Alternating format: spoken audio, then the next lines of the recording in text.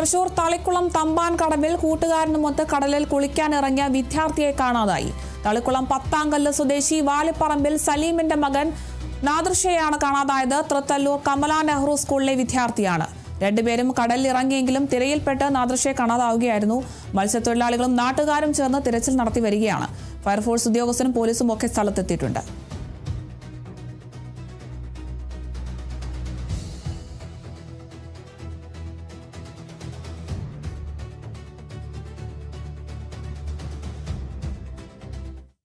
കോഴിക്കോട് മുക്കം മാമ്പറ്റയിൽ മദ്യലഹരിയിൽ യുവാവ് ഓടിച്ച കാർ ഇടിച്ച് വീടിന്റെ മതിൽ തകർന്നു.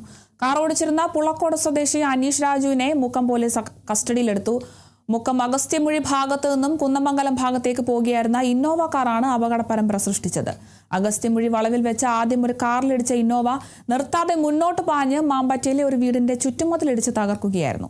അപകടത്തിൽ ഇന്നോവ കാറിന്റെ മുൻവശം പൂർണ്ണമായും തകർന്നു. ഇയാൾ ആദ്യം ഇടിച്ച കാറിനും കേടുപാടുകൾ സംഭവിച്ചിട്ടുണ്ട്. നാട്ടുകാർ തടഞ്ഞുവെച്ച യുവാവിനെ പോലീസ് എത്തി കസ്റ്റഡിയിലെടുക്കുകയായിരുന്നു.